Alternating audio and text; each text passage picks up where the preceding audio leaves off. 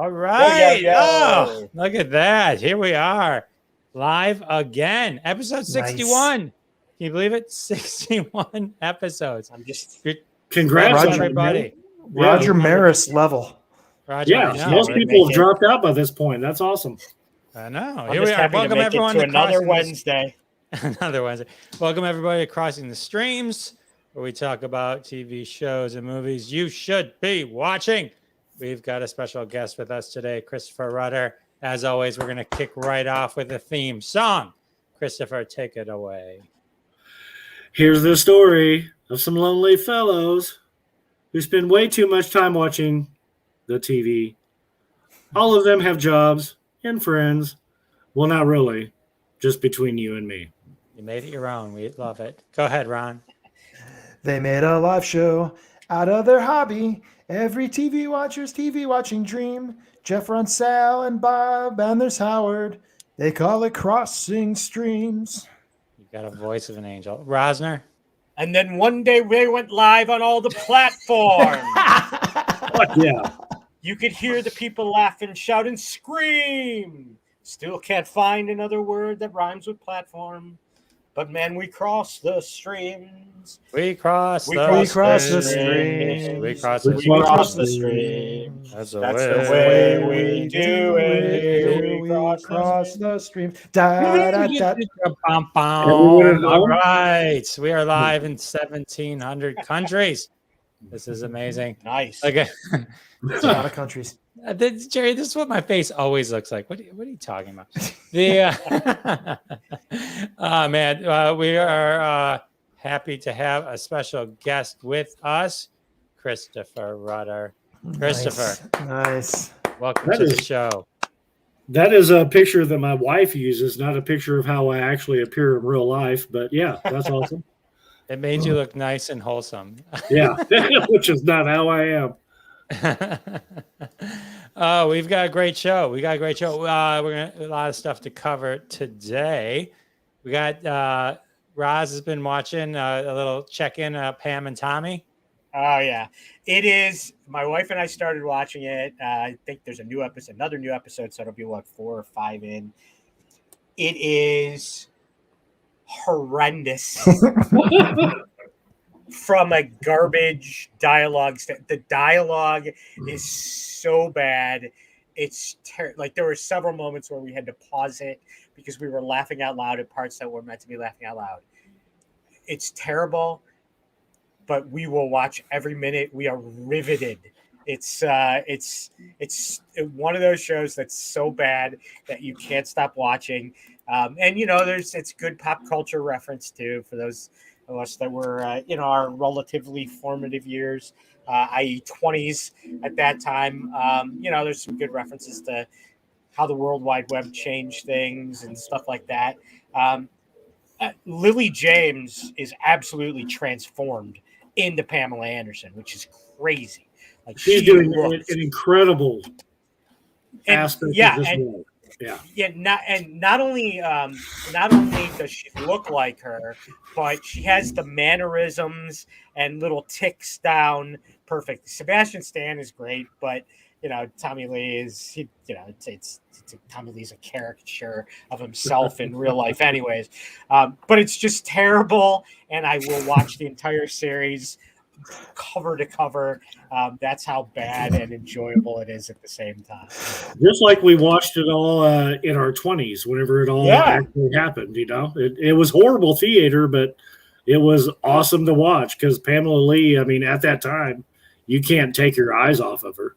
And Tommy Lee at that point in time, he was either on the down or the up of his career at that point. But yeah, it's awesome pop culture. It is, yeah. Rogen, Seth Rogen is Rand. I can't remember his last name. Smith, maybe the guy that stole the tape, accidentally stole the tape. He didn't accidentally steal. He accidentally found the tape. And then Nick Offerman is his partner, and I'll watch anything Nick Offerman is in. What's her name? Who played the main character on Orange Is the New Black? She plays Rogen's kind of estranged wife in the episode. So yeah, there's some good people. It is worth the watch if you know going in. It is absolute cheeseball, and you watch it just for that purpose. It's a train wreck waiting to happen. As long as you know that, it's cool. Yeah. Yep. I think you need those in your lives, right? I think you watch all these things that you do, like, actually, Chris and I were talking when we were coming up with a show for him, and I mentioned I got hooked on Janice Dickinson modeling agency once. Yeah. And this is how I was staying at my friend Howard and I's friend Aaron Rubin's house in Chicago, and my wife and I were sleeping on like a pullout in front of a TV. It's the only thing on, so we're watching it, and we became hooked like drugs. We couldn't stop watching it until they changed the format of that show, and we're like, this is horrible. Yeah, one of the tapings I told you about whenever we were talking about all this, Gary Busey talked about her and the modeling agency, and he had some crazy stories about all that stuff. And the show doesn't, according to him, doesn't even touch what actually was going on. So, yeah, the show itself was wild enough at the time that it came out. Every time I hear about anything about Pamela Anderson, I just immediately think about Greg Giraldo at the Comedy Central roast, saying that he spilled more seed to her than Muhammad Ali did at a bird feeder. That's so horrible. That's the worst. But the Lily James, I mean, they got the diet she went on to shape her body to look exactly like Pamela Anderson. Yeah, she went to an extreme. She went to almost maybe not Joaquin Phoenix extreme or what's his face from Batman. Whenever he went to the extreme thin and then got built up for Batman. She didn't do maybe the Christian Dale diet, but I mean she followed a very serious diet to get fucking hourglass like that. That's pretty cool, you know. And the implants. The fake boobs that she's got, the models of implants. I mean it's great. Like she really looks like her. But again, it's not just that, like the little head tilts and stuff like that. And the way she would do the smile, like on Jay Leno, and the face twitch and all that stuff. Like, you're talking about a smoke show of all time smoke shows. Whenever you're talking about Pamela Anderson in her prime, but I mean, at the way she has copied her is great acting. Great acting. I was in love with Pamela Anderson. I'm sure we all were. Oh fuck! Yeah. Well, I'll tell you a quick funny, I think funny Pam Anderson story. When I was working for the Pistons, and our buddy Dan, Ron's cousin, was the photographer. That's when she was dating Kid Rock, who obviously came to a bunch of Pistons games. Bob Ritchie. Yeah. So they were there at a game, and a guy that Dan knew really well, who had been around the organization for a long time, was at the game with his kids. And at halftime, Kid Rock and Pam were in the media room, and he was in the media room, and he grabbed Dan and said, Dan, will you get a picture of me and Pam Anderson and my kids? So Dan took a picture of this guy with his arm around Pam Anderson and both of them with the kids in front of him, and took that picture, and Dan sent him cut down wallet size photos so the guy could carry it in his wallet and go, yeah, picture of me and my wife and kids. So funny. Too funny. Here's a picture of me and Pam Anderson's tits. Yeah. All right, let's get into the show. Last week we had a good show. Episode 60 streaming live on YouTube, so you can check that out. We talked about the reboot of Dexter, the woman in the house across the street from the girl in the window. Ron warned you of that one.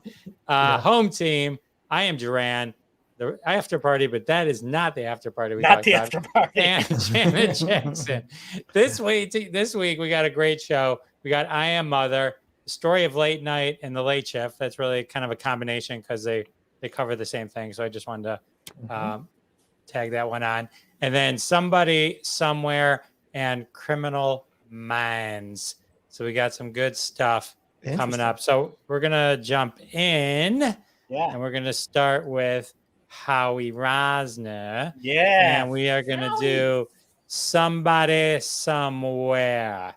Yeah. Take it away, Howard. Somebody somewhere. I'll just it's an HBO show. New episodes airing every Sunday, so it's not fully bingeable yet. There are 4 or 5 episodes in. It's created by Bridget Everett, who's been in a bunch of other things. And if you've seen any of her stage act, it's stand-up comedy, but she's also an incredible singer. It's very dirty, very raw, and she is famous for her shows in New York. If I'll just tell you that this show right now on Rotten Tomato is 100% critic and like 88% viewers. So, when you're at that level, it's doing something right. We started watching it, and it's slow paced is what was my first thought. But after watching it now, it's not slow paced. It's just very, very subtle. It's subtle in its melancholy. It's subtle in its drama. It is subtle in its humor. Because it doesn't hit you over the head with jokes. It's just very funny, but the one thing it is not subtle at in any way is it is really a charming, enjoyable show. So the gist of the show is it takes place about 6 months after Bridget Everett's character Sam had moved from a bigger city to the small town they grew up in Kansas, to take care of her sister who passed away. And so it's where it starts. She is in a job she absolutely hates at this collegiate testing or high school testing company, like reading essays. And she's just unhappy. In the first episode, she discovers that a guy that she works with at this company is a guy named Joel, and his character is one of, to me, the best, most heartwarming TV characters that I've seen in a show in a long time. He is just pure happiness and joy in the face of everything. Like he realizes she realizes he knew they went to high school together. They were in show choir together. He's gay, and he invites her to this choir group, he calls it, but really he closes down the actual church and uses it for this choir group, which is really just a free-for-all for people of all sexualities, genders, religions, to kind of let loose to song. And so for her, it's really refreshing because she hasn't sung in years and she rediscovers singing. He helps her with that. So that's the character. It's got the other main characters are her parents. Her mother's an alcoholic. Her dad is Mike Haggerty, who's a guy that's big burly guy with a mustache. He's the guy. One of my favorite scenes of his is he's the guy in Wayne's World that goes, you know what I'd like to do to that guy? And Ed O'Neill goes, yeah. She's like, to stab him and hold his heart in front of him. And he's like, actually, I was just thinking about filing a grievance with the union. That's Mike Haggerty. He's been around. He was in Lucky Louie. He's been in tons of shows. He's really great as her father. And then her sister, who is a major pain in the ass, thinks that she, is judgmental over her. But it is, again, it's kind of a character study show of her life and her trying to just come to grips. But it's really honest show. It's really, there's no pretense about it, but it's really, really funny. And again, it might take you 10, 15 minutes to really kind of discover, you'd be like, God, this is boring. And then once it starts flowing, you're like, it isn't boring. It's paced real. It's not thrown in your face. It's just, this is her life. And, there's it's just total jokes that are just all right. Really Is this really how will you do me a favor? Blink twice if you're in danger, because this does not seem at all like any of the reviews you've done in 60 other episodes. I know. I like much more hit you over the head funny shows. And this is just, and I think it's the characters. I think that's really why. Like the characters are, none of the characters are copycat from other shows. They're all. I mean, it's loosely based on Bridget Everett's life, so so there's another character that my wife and I love who is a transgender character who's just, his name's Fred Rococo, and it's just again another one of these characters that you're like, God, is that a great character? And yeah, so it's not my traditional kind of show that I love, but it's really, really enjoyable. And it's, it's got a little bit of drama. It's got a little bit of sadness. It's got a lot of funny, but just none of it comes hard and fast. All of it is, you just kind of like, you pace the show. And at the end of it, you're like, that was a really good episode. It's just, yeah, I really enjoy it. I recommend it highly. Again, HBO Max. Check it out. It's really, really good. Hey, check this out. Check this out. Check this out. Oh, there you go. That's awesome. That's Bridget Everett. You want to hear something funny? I had totally forgot. I had worked with her. I just was looking that up while you were doing it. And you're like, you start describing her. I'm like, I think I worked with this person. 2016 at Andiamo, I opened for her. She was great. Very musical. It's very musical. She has an incredible voice. Like she busts out. The first episode, she sings a little bit, and then in the second episode, she really sings, and it's very cathartic for her because she hadn't sung in years, and it really kind of hits her, and is really a good boost for her. But yeah, again, it's Joel Hiller, I think is the name of the guy who plays the character Joel, who's kind of an improv legend apparently, and he is, again, he's great.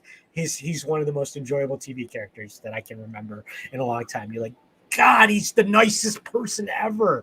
It's just Quinn it's Zimmerman really seems to agree with your. What's that?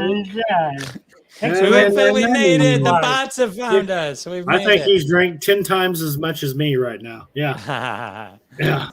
All right, Howard, that was awesome, and thank you for reconnecting me with Bridget Everett. Good job, Howard. Now I realize I know one more famous person. Cool. All right. We are going to turn now to a show that is, I believe, even coming back with the original crew. Excited to hear about this show. Chris, take it away, my friend. Yeah, Criminal Minds. This was originally aired on NBC. You can now find it all on Peacock and actually Netflix. It aired originally for 15 seasons. It's had pretty much a mainstay of characters other than Shamar Moore leaving.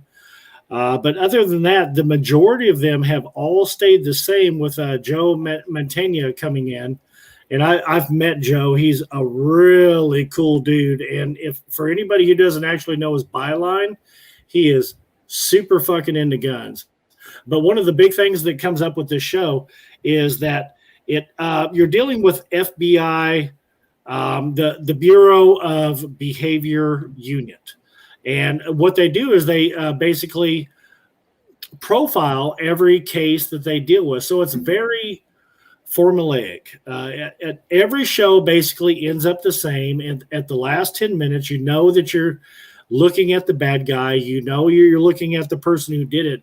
But the very cool thing about the show, whenever you're looking at this versus FBI Files and 48 Hours and all these other shows that are out there, is that you're dealing with a prime time show that is actually showing how the FBI actually profiles these people. They do it in a very linear, real-time manner that actually gets you to the end of understanding how each one of these bad guys actually operates. And you're dealing with mostly serial killers, which is its own subject at the end of the day. And one of the things that I really like about it is that they explore each one of these personalities and each one of these crime profiles in a very different way from cradle to grave, or from their very development, like the wife divorced them, and that was the actual action event that caused them to go on this killing spree, or you're dealing with somebody who was abused as a child and it manifests itself whenever they go into college and they're exposed to all these women or men, depending on, because they've had a couple of female serial killers on the show as well, which is something, according to FBI statistics, is 1 in 98 cases of serial killers. So the fact that this show actually explores that possibility and that idea of having female serial killers is something that you don't see on all of these other shows like Law and Order, Special Victims, and all of that. So they explore it in a very different way. And they also kind of combine what you see with NCIS with the action and everything else that comes in. And you have 3 very prolific actors who come out of this. Joe Mantegna, of course, and then one of my favorite all-time women on screen, AJ Cook, who on the show is JJ. And then you also have Jennifer Love Hewitt, who comes in later. Ooh. Love her. Talking about fucking all-time crush status, fucking all-time smoke show status, whatever. You're dealing with these 2 ladies. But they deal with a very in-depth approach to how they actually join the team, how they actually solve cases, how they actually contribute to all of it.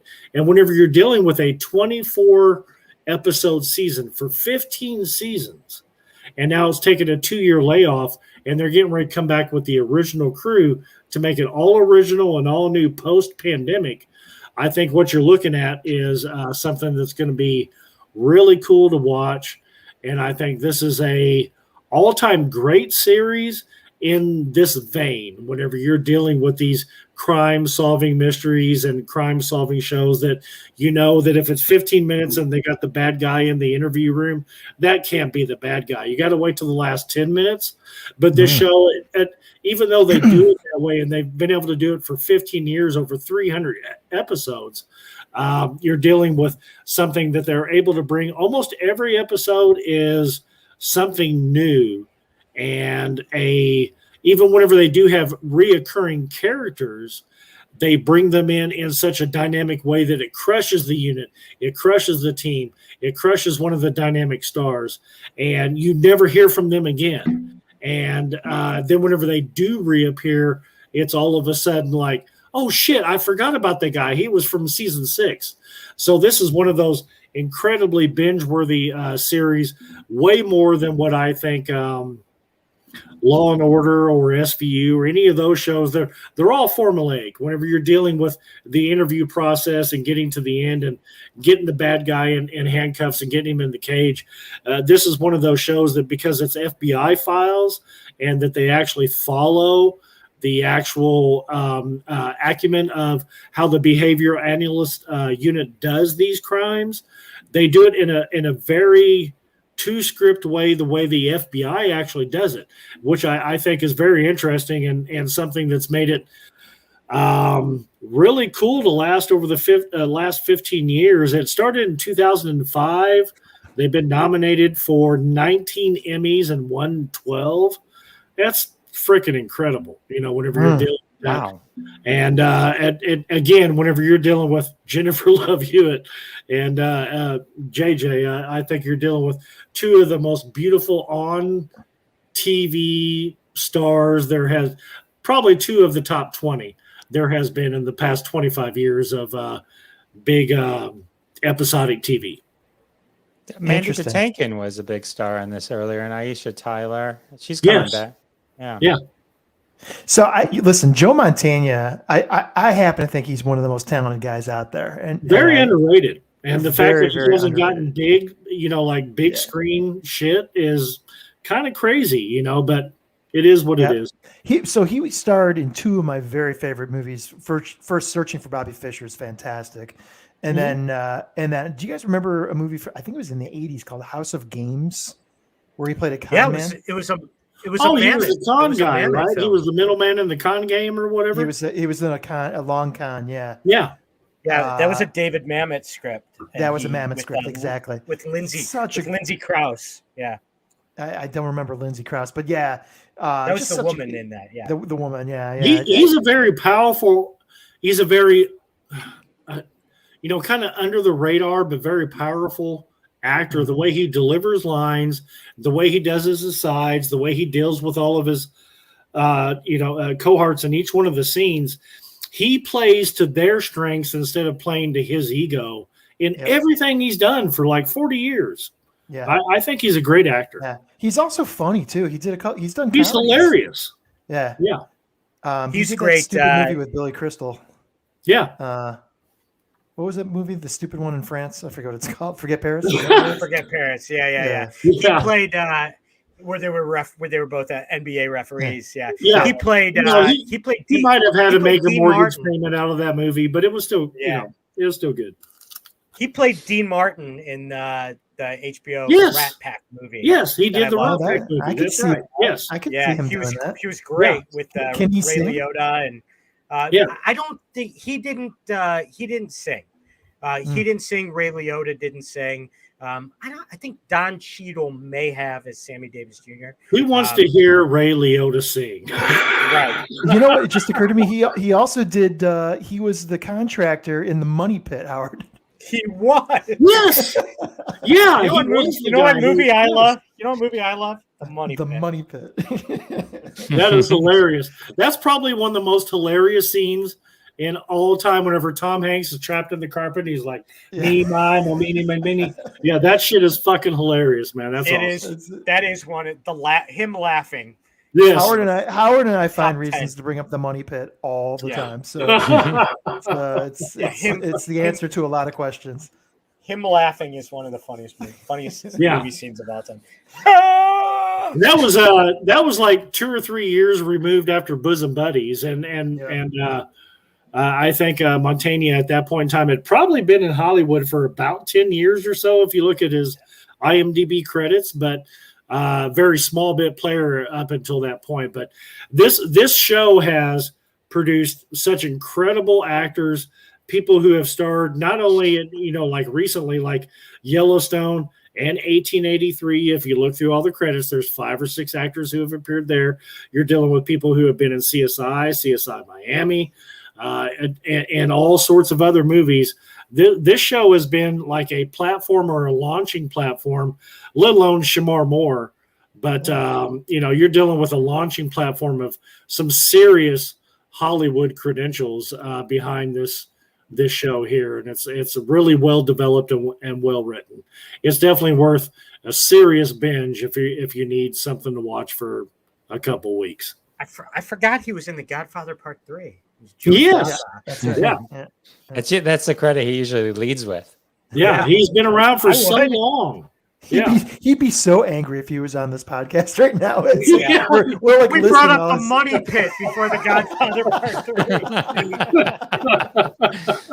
3. I was carrying a clipboard, or I was in a scene with it. Yeah, it's crazy. That's funny. Funny. And just looking at Criminal Minds, looks like it's literally streaming on every platform pretty much. Like Amazon Prime, Hulu, YouTube, Netflix, Paramount Plus, everybody's got it. Yeah, it's available on several. If you're subscribing to Peacock, you'll get it there. If you're subscribing to Netflix, you'll get it there. If you're subscribing to Amazon or any of the other ones, you have to pay a discounted price to get it, just so everybody knows. Excellent. How could we? God, sorry. I just forgot. He's freaking Fat Tony. Yes. He's Fat Tony. God. That's right. I didn't want to make the whole thing about Montaigne, but yeah, he is. Oh, from The Simpsons. Yeah. Yeah, there's been so many stars who have developed out of the past, because that series started in 2005 or 2006. I'm not looking at my notes right now. I think it was 2005. And they have, whether it's bit parts or anything else, there's been so many stars, whether they've been on Walking Dead or, Criminal Minds, that is the show, but SVU or there's a dozen different shows where all these actors have ended up appearing and actually starring in that started on Criminal Minds, almost like NCIS has influenced a lot of careers the same way. Very cool. Chris, God, amazing review. Nice job. Yeah, man. Yeah. It's been a while since I've been able to talk about TV, so I thought it would be fun. He was in an episode of The Greatest American Hero. He's been in everything. Jesus. I tried. I think I mentioned this last week. I tried to show my kids that show. I hadn't seen it since the original airing back in the 70s. It's actually a very underrated show. It's rough, dude. It's horrible, but it's still underrated. I mean, it's pretty rough. They came up with a cool idea. All right. Well, we'll do a whole retrospective on that on a future episode. Yeah. In other words, move along. In other words, we're gonna move along. Okay, my turn. All right. This is the story of late night, and I'm gonna kind of just tag on the late shift, which covers the exact same material. The difference being the story of late night is a documentary, and the late shift is an actual movie. So first I'm going to talk about the history of late night. I think this is on HBO Max. I think I got to it like Ron Lippert gets to most of his. An algorithm or something just popped up that kind of showed, because I can't imagine that I went looking for this. But late night, it's a fascinating thing. We all get caught up in the allure and of Johnny Carson, but most of us lived through the Letterman wars and all that kind of stuff. So the history of late night is 6 episodes. I will say it's an extremely enjoyable documentary. If you love documentaries, especially if you have an affinity towards any of them, Conan, Trevor Noah, Jon Stewart, Jimmy Kimmel, Arsenio Hall, and of course, Johnny Carson, Jack Parr, and Steve Allen. So it kind of takes you through it. I think like a lot of documentaries, I'll just forewarn, where there's multiple episodes, the history is richer in the past than it is as you near, right? There's not as much now that, so it sort of thins out a bit and just becomes sort of just, this is what happened, this is what happened, this is what happened. Where the earlier episodes feel like you're watching a lot of history. You know what I mean? So it starts with the inventing late night, and it talks about Steve Allen and Jack Parr, who between the two of them basically invented everything that we know today to be late night, including most people don't realize that was the predecessor to Johnny. Right. Yeah, both of them. They paved the way. And even all the bits, a lot of the bits that Letterman later did, all those man on the street things, all of this, almost everything is originated with Steve Allen and Jack Parr back when. And it's really, really crazy. So then you get into episode 2, which is when it sort of transitions to Carson and talks about how he became the reign of late night. And it was one of the things that was interesting about this episode, and I'm not going to give every detail because you should watch it. But one thing of note, which was interesting, Johnny Carson's responsible for the birth of Saturday Night Live because he wanted the day off. And so they were doing Best of Carson's on Saturdays, but then they wanted to move that to Monday. Yeah. Right. And so that left an opening up on Saturday, but Johnny Carson never liked Saturday Night Live. He never really actually had any of their mainstay cast on the couch until Eddie Murphy. He didn't have Dan Aykroyd on. He only had George Carlin come out from the curtain. He didn't have anybody sit on the couch until Eddie Murphy. Is it because he felt competitive? He didn't like the idea because they replaced his time slot, even though he didn't want to record on Saturday. Interesting. Right. And that's a really weird thing because there were so many comedians that were fed into that because of the whole Sunset Strip and the Comedy Store. The Comedy Store, right. With Pauly Shore's mom and everything else that was going on then. And Johnny didn't even have Pauly on. And he did not give any credence to the Comedy Store, even though he brought a bunch of comedians in. That's how Kinnison got his first start on there. And that's actually how David Letterman got his first show on primetime TV, was coming from the Comedy Store to be on the couch with Johnny. But he would not let anybody, Dan Aykroyd, any of those motherfuckers, any of those guys, any of those guys, he wouldn't let them on the couch until Eddie Murphy, because he ate up so much camera time. Yeah, Johnny was very territorial and could be very jealous. Sure. There was. Hey, quick aside, speaking of the Comedy Store, Mike Binder, who created and directed the Comedy Store, is the guest on this week's episode of the Jeff Live Dwoskin from Detroit, podcast. the Jeff Dwoskin Show. Outstanding, Jeff. Good job, man. That's cool. Nice plug, Howard. That was good. Man. That's kick ass. Thank you. Yeah. It was fun. It was fun talking to him. But let me get through this, and then we can talk all about me. There's so much history involved in these two shows, right? That people can look up, or if you've been like a major comedy historian, going all the way back to Carlin or Chevy Chase. Like, he didn't even let Chevy Chase come on the couch whenever he was on Saturday Night Live. So Jeff, I have a question about Craig Ferguson, because he never gets mentioned. He never gets any love. And I think he had such a radical following, that guy. Is he just not is he not considered the equal of some of the people you're talking about? If he's in this documentary, it wasn't enough that I wrote it down. Got it. Okay. Is it actually true that he's less of a writer than he is a reader of the writing? Like, he's not a writer, really. Johnny Carson? No, Ferguson. Like, that's why he might be left out of all this shit. I don't know. I know Johnny had major writers too, because when I interviewed Al Jean and Mike Reese from The Simpsons, their start was on Letterman, on Carson. For Letterman. Yeah, and on Letterman, Johnny Carson, I mean, and so he had like tons and tons of writers. But you're right, Chris, because in episode 3 they talk about the rise of Letterman, and Letterman got his start because Carson loved him. Letterman. Yeah, he thought that shit was awesome. He came out with a violin doing the weather report and doing all kinds of silly shit, and Carson thought it was awesome. Same thing with Kinnison. Same thing with Steve Martin. Yeah. Right. He had Steve Martin on.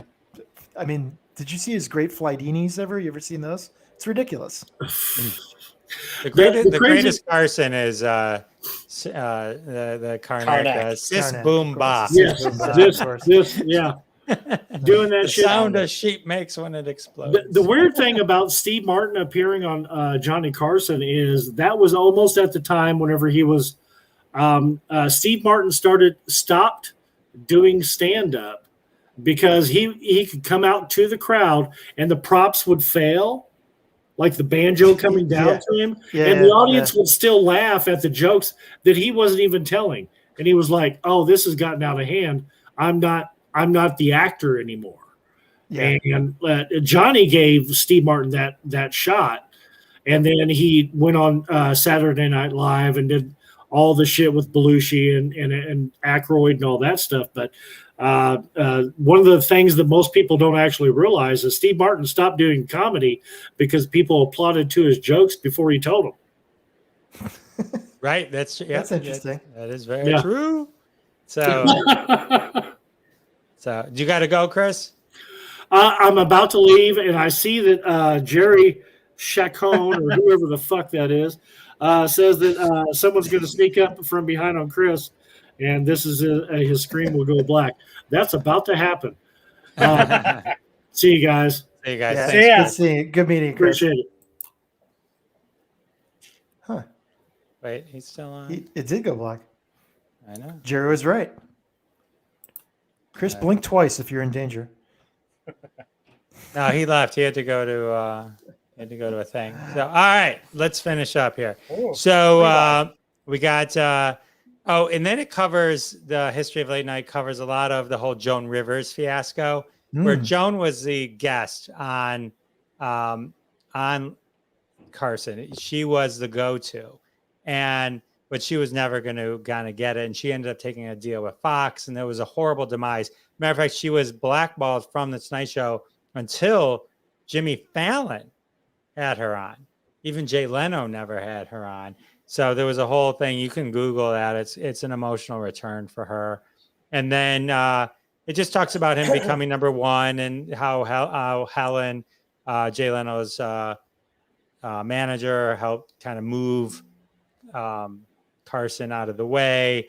And then Carson kind of, was gone. And then the whole fight between Letterman and Leno to take over late night. But Letterman actually never had a shot at it because the reality of it is Leno had it in his contract that he was going to take over. So he totally got screwed there. And then you got episode 4 where Leno's struggling and Letterman is kind of kicking his ass up until the famous Hugh Grant episode on Leno, where he interviewed Hugh Grant after Hugh Grant got a BJ Divine from Brown, a prostitute in a car. And this is while he was dating Elizabeth Hurley. So I don't know, just to go to show you that so ridiculous. Fame can be confusing. And it talks about how cable news and Bill Maher and the rise of the Daily Show with Craig. Letterman's "Don't Blame Conan" monologue about when Jay Leno said, "Don't blame Conan," that it wasn't his fault for the whole the whole scandal situation. Right. I mean, Letterman just went on and on with that thing and just blasted Leno on that. That's such a great YouTube clip to do. And they were buddies. I mean, they were. Right. Letterman from the Comedy Store. Well, Leno actually had been kicked out of the Tonight Show. He hadn't been asked back. It was actually Letterman that revived Leno's career by having him on the David Letterman Show and letting him really shine. And then he, it talks a lot of, Helen Kushnick, Jay Leno's, he had a vicious manager that got him everything that he ended up getting. But then it talks about the rise of Conan and Jimmy Kimmel coming in. The one thing that's interesting about like a Kimmel and stuff like that, when they cover that, and even Steve Colbert, is that when we think of them now, that isn't at all how they started when they got onto their shows. It took a long time for all of them to find their voices. Kind of takes you through that. It takes you through Arsenio Hall coming out of nowhere and kind of really just dominating. And then talks about Conan O'Brien, takes you through everything. And then, through 9/11 and how they all handled that. And, Trevor Noah, James Corden, Jimmy Fallon taking over.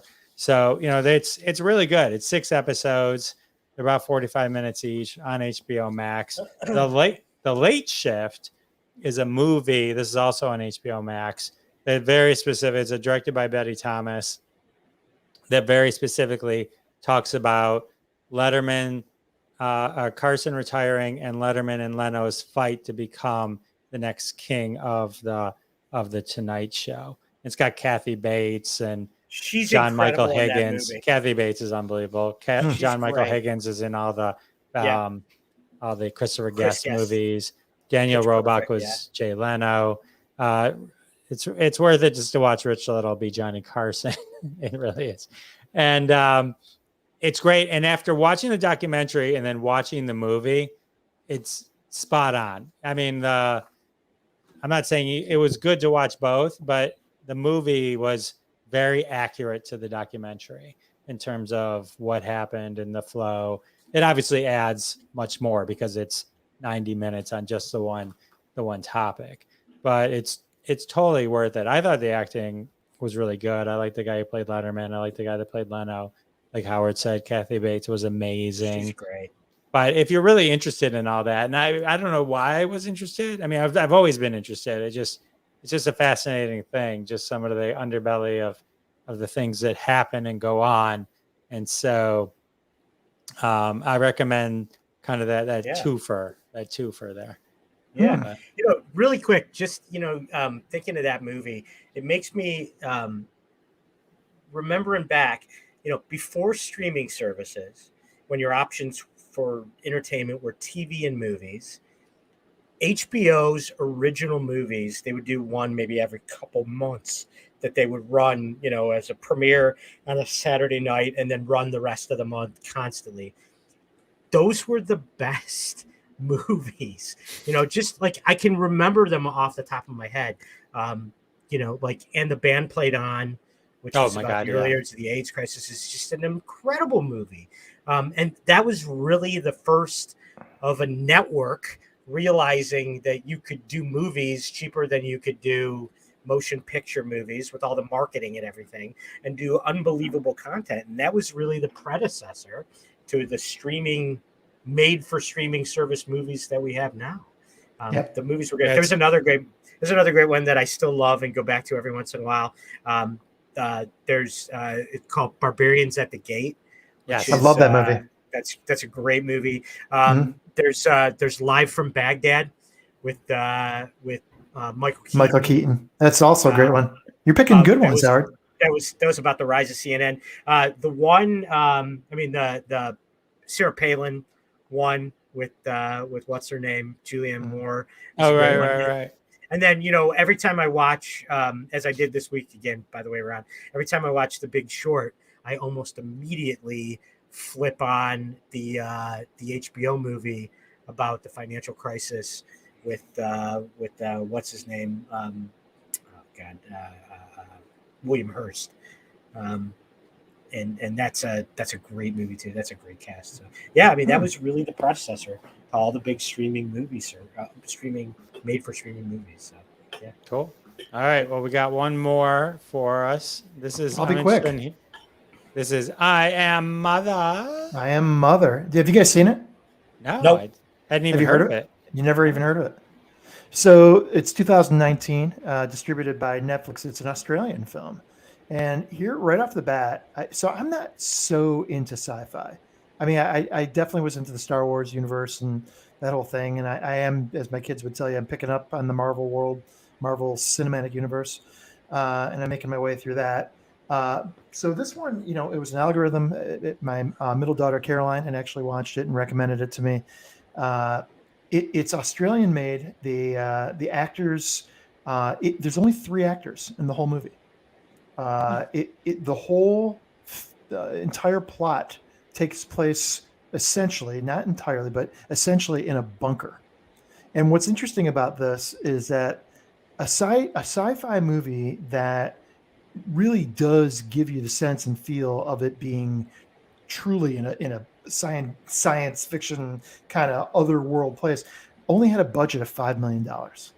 This whole movie had a budget of $5 million, and it's incredible what they were able to achieve with such limited funds for this movie.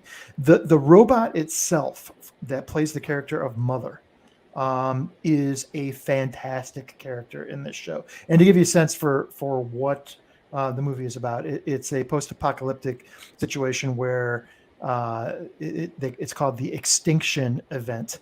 There is a bunker that is created by human beings that's designed that should the human race ever fail, that this bunker would actually automatically turn on, and Mother as a robot would have access to embryos, human embryos, and begin the process of, repopulating the Earth. And that's great. I'm sure there's a lot of sci-fi movies that might have a similar theme to this, but where this thing goes completely different is it takes a very philosophical approach to this. It requires you to ask the question that if Mother the robot is going to essentially be the first mother and raise children, then what kind of children are these people going to be? And what's a good human? What makes a good human? And that was part of the question that's asked throughout this movie. And it's less than 2 hours. It's like an hour and 45 minutes. And what you find out during the course of this movie is that the caliber of humanness is being evaluated by the very robot that was created by humans to repopulate the Earth. And it asks the question of, what is good about being human? And so it's a very deep, in some ways, a slow moving story. But with $5 million, they can't have this giant set with incredible cinema effects. There's no CGI. The mother suit is literally all 3D printed. In fact, on YouTube, you can see the making of I Am Mother. The suit was, I think, half the budget of the whole movie. So it's pretty crazy that there's somebody actually in the suit as an actor. Hilary Swank has a major role as one of the 3 actors in this. And you ask yourself, for an Australian movie that has a Danish lead character, how the hell did Hilary Swank get involved in this? But she got hold of the script. She talks about it on a couple different interviews, that she got hold of the script and she forced her way into this role because she was so excited about being part of this project. It's interesting. I'm looking on IMDb. Yeah. She's as woman. Yep. As child. Like they're all woman, daughter, names. Mother. That's it. Yeah. Those are the 3 characters. And it's a very different vibe. And it's super interesting philosophical journey you go on with this. I think I won't spoil the ending. There is a twist ending to it, and it is yet another movie that absolutely makes you think and question all kinds of things. Once you see the ending, it's one of these movies where you're gonna have to rethink everything you just saw in the movie through a new lens because something is revealed. But very worthy watch, very, very worthy watch. And it got a 91% on for the critic review on Rotten Tomatoes. Not bad. It's the only real criticism I see across the reviews is that it is a slow moving story. It's a build. It's a slow build. And so if that's okay, if you don't mind that, I think you guys really get a lot out of it, and I highly recommend it. Nice. All right. I'll check it out. I want to give a quick shout out to another series that doesn't need a full review, but we mentioned a couple weeks ago. For those of you with Netflix, Murderville. Yeah. I watched the first episode. It's so good. It's so fun. It's fluff. There's nothing to it. But just to recap, it's Will Arnett, who's the greatest. He has a different partner as a detective, a homicide detective in each episode. It's a different celebrity, and the celebrity has no idea what the plot is coming into it. So it's Conan O'Brien is the first one, and he's Conan. Marshawn Lynch, of all people, is the second episode, and he's fantastic. Camille Nanjiani's the third, who is typically great. Camille Nanjiani. Annie Murphy from Schitt's Creek is the fourth. She was okay. The fifth one is Sharon Stone, who was really good. And then the sixth one is Ken Jeong, who just laughs during the entire thing in typical Ken Jeong fashion. But it's you can, I mean, they're 26-minute shows or whatever. You'll plow through the entire series in 2 hours if you're watching it, if you just want a good pick-me-up laugh. So yeah, that's good. Yeah, I watched the first episode on your recommendation, and it was definitely enjoyable. It's like a murder mystery that someone would have at their house, where you're watching through somebody, but it's but they're filming it. And Conan was a great sport, and he was pretty damn funny.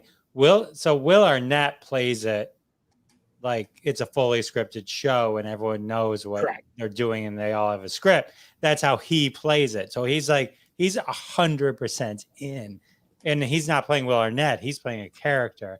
And there's a scene in the first episode where this guy's doing magic, and Will Arnett's reactions are so funny. It's so funny. Yeah. It's like, Will Arnett is great. Like Conan's like, really? Yeah.